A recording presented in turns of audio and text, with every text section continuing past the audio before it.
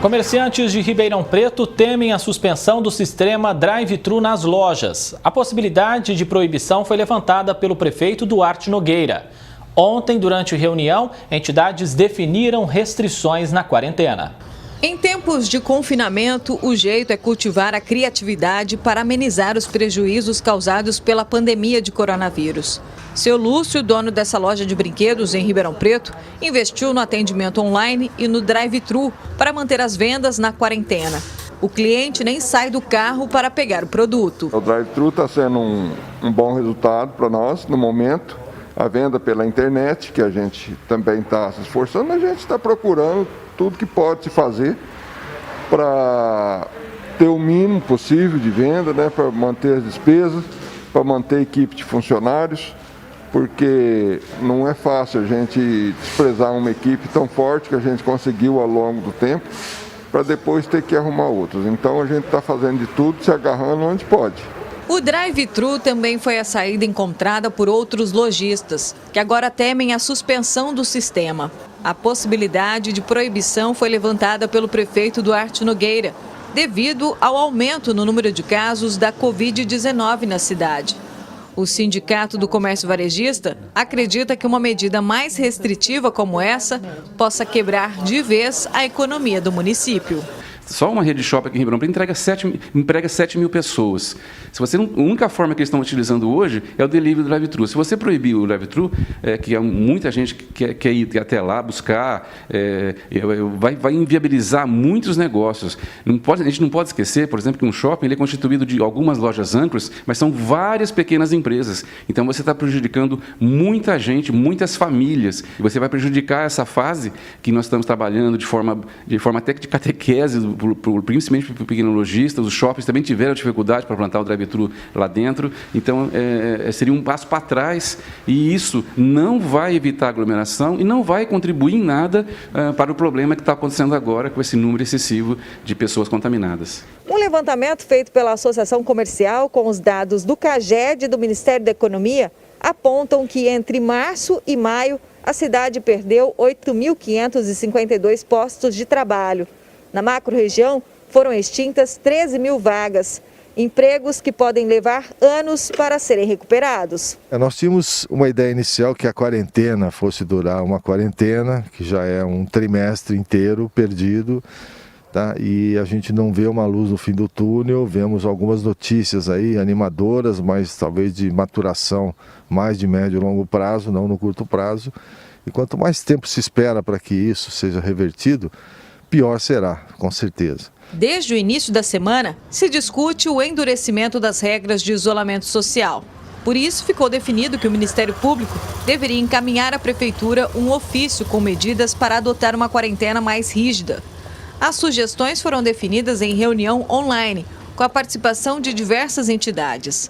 A promotoria pede controle de aglomerações no transporte público, restrições para a venda de bebidas alcoólicas em postos de combustíveis e aumento da fiscalização em locais públicos. Eu acho que se nós conseguíssemos alguma fonte, alguma fórmula de poder reverter isso mais rapidamente, tentar retomar o comércio.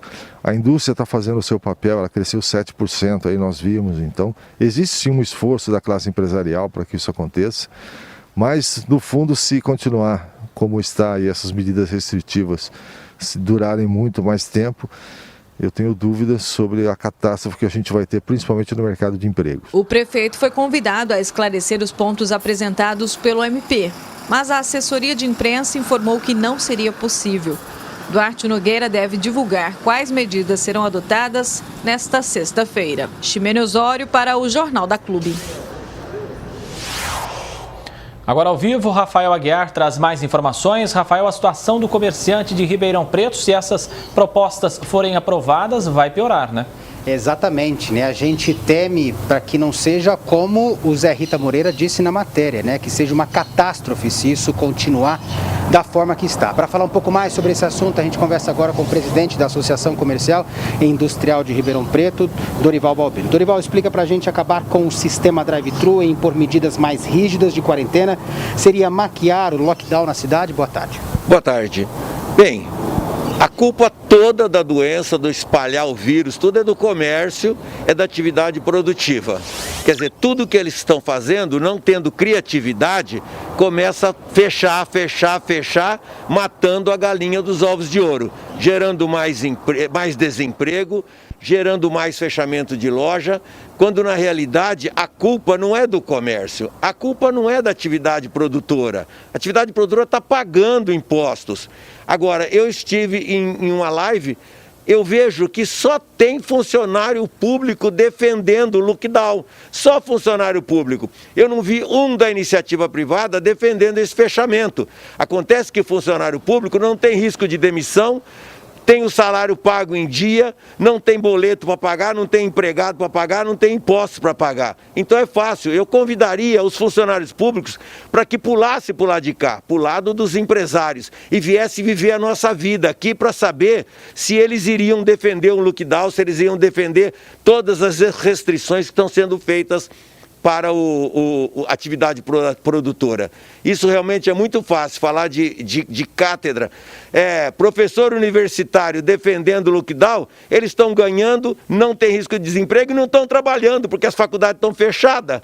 É muito cômodo isso. Agora, vocês precisariam ter uma atividade privada, monte uma loja, monte qualquer atividade econômica e venha passar do lado de cá para sentir as dores que a gente sente, para ver se vocês vão pedir para fazer lockdown.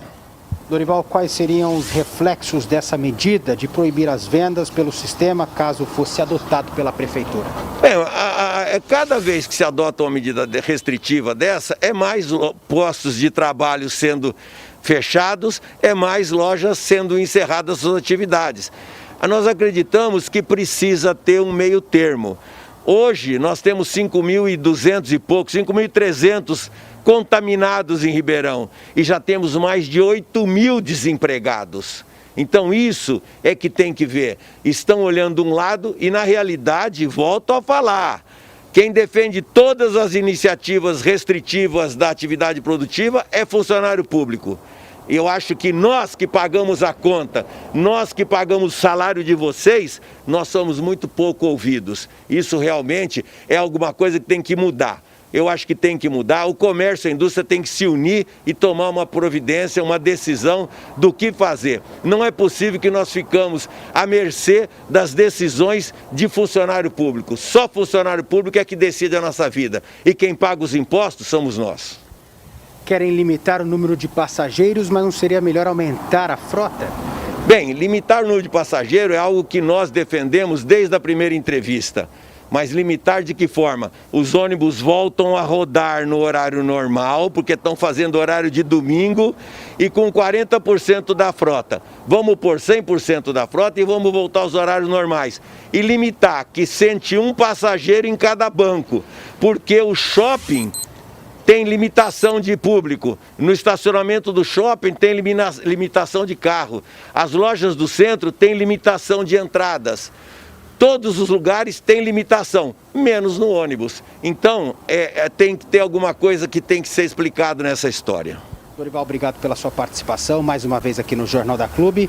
Pois é, né, André? Fica claro aí para a gente entender um pouco mais, porque o transporte público, como a gente vem mostrando, é o segundo local maior contágio aí colocado pelo Ministério da Saúde, também a Organização Mundial de Saúde. André Costa. Exatamente, Rafael, e a gente se pergunta, como o Balbino acabou de explicar, né? Por que há uma limitação no shopping, por que há uma limitação no comércio e por que essa limitação não acontece no transporte, colocando mais ônibus nas ruas. Obrigado, Rafael.